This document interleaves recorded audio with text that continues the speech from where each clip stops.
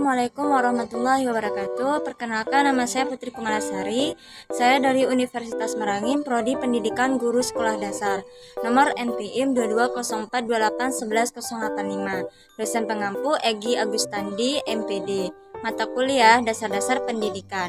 Baiklah, di sini saya akan membuat tugas video pembelajaran dengan materi pilar-pilar pendidikan. Sebelum itu, saya akan membahas tentang pengertian pilar-pilar, jenis pilar-pilar, dan implementasi pilar-pilar pendidikan.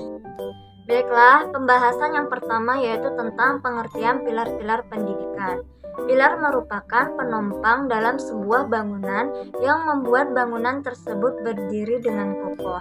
Pilar dalam kamus umum adalah tiang penyangga atau penguat dari beton dan juga sekaligus dipakai untuk keindahan atau keserasian. Pembahasan yang kedua yaitu tentang jenis-jenis pilar-pilar pendidikan. Yang pertama ada learning to know, yang artinya belajar untuk mengetahui. Belajar itu harus dapat memahami apa yang dipelajari, bukan hanya dihafalkan, tetapi harus ada pengertian yang mendalam. Artinya, setiap siswa diharapkan untuk memahami asal mula teori dan konsep, untuk menjelaskan serta memprediksi proses-proses selanjutnya. Yang kedua yaitu ada learning to do, belajar untuk melakukan. Maksudnya setelah kita memahami apa yang kita pelajari, lalu kita harus melakukannya terkait dengan hal tersebut. Guru perlu menekankan keterlibatan siswa, baik dari fisik, mental, maupun emosional.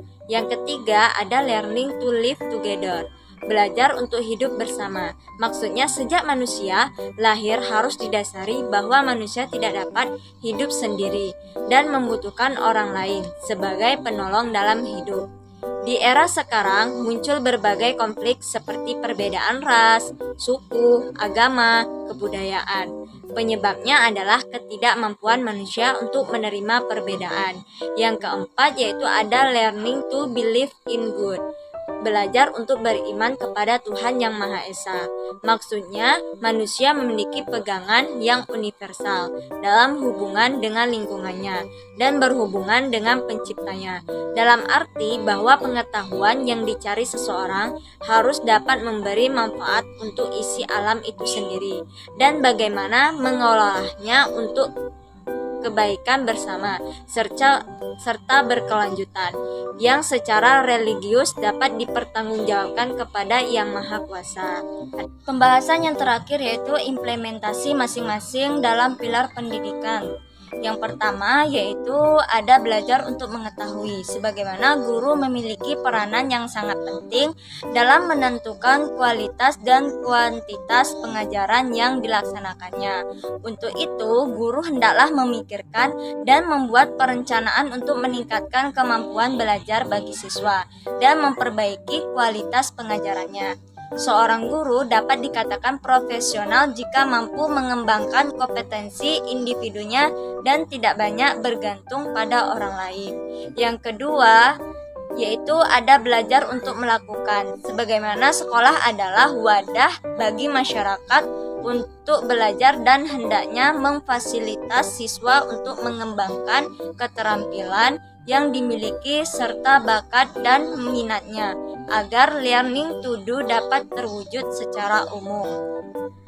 Bakat adalah kemampuan potensial seseorang untuk mencapai keberhasilan pada masanya yang akan datang. Sedangkan minat adalah kecenderungan yang tinggi atau keinginan yang besar terhadap sesuatu. Yang ketiga yaitu ada belajar untuk hidup bersama, learning to live together, merupakan instrumen pemahaman akan diri sendiri dan orang lain, serta wawasan untuk dapat belajar hidup kebersamaan.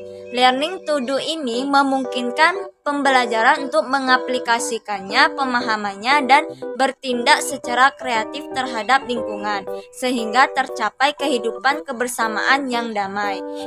Yang terakhir, ada belajar untuk beriman kepada Tuhan Yang Maha Esa, yang mana pengetahuan yang dicari seseorang harus dapat memberikan manfaat untuk Islam itu sendiri, dan bagaimana mengelolanya untuk kebaikan bersama secara berkelanjutan. Secara religius dapat dipertanggungjawabkannya kepada Yang Maha Kuasa.